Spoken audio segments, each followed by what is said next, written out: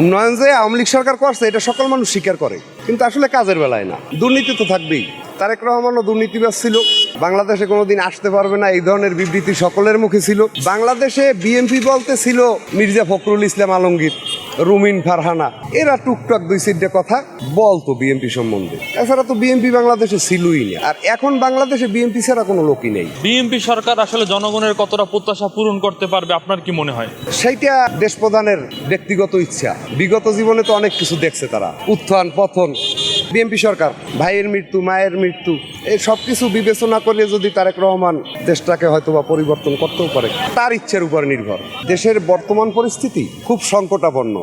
অন্যায় হয় বটে, কিন্তু জবাবদিহিতা নাই। ফ্লাইওভারের নিচ দিয়া লোহার দরজা খুললে নিয়ে যাইতে আছে, সাংবাদিক ভিডিও করতে আছে, কিন্তু সাংবাদিক বা কেউ তারে জিজ্ঞেস করার মতো নাই যে আপনি এই জিনিসটা খুলতে আছেন কেন, কারণ কি। তার মানে দেশে জবাবদিহিতা নাই।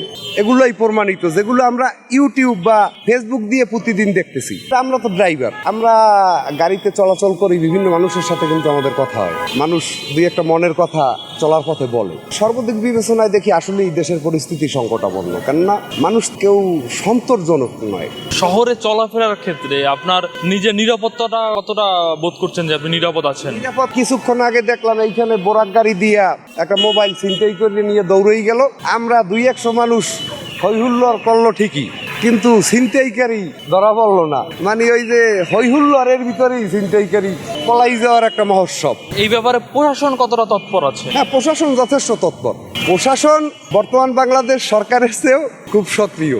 আওয়ামী লীগ সরকারের সময় তারা যতটা সক্রিয় ছিল তার চেয়ে এখন অধিক সক্রিয়। যেই প্রত্যাশা নিয়ে জুলাই আন্দোলন, সেই প্রত্যাশার কতটুকু পূরণ হয়েছে? জুলাই আন্দোলনের যে কারণ, মর্মার্থ, এইটা আসলে কিছুই না, সম্পূর্ণ গোলেমালে। জুলাই আন্দোলনের প্রত্যাশা পূরণ না হওয়ার ব্যর্থতা আসলে কার? দেশ তো আসলে রাজনৈতিক কর্তা ব্যক্তিদের হাতে বন্দী।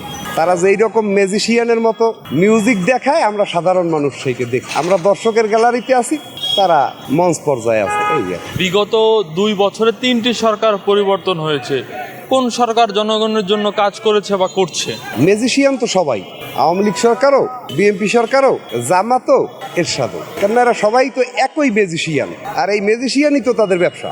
ধাপ চেঞ্জ পর্যায়ক্রমে, এই আর কি। সরকার পতনের পর থেকে মানুষগুলো এমনিতেই চাপটি মারা। অনেকেরই ব্যবসা ক্ষেত্রে গিয়ে জিজ্ঞেস করবেন, বলবে নাই, মন্দা।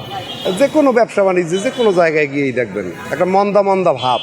এবং বর্তমানে আলুর কেজি 30 টাকা, 1 কেজি পেঁয়াজ 60 টাকা। বাজার মূল্য তো দেখলেই বোঝা যায় পরিস্থিতি।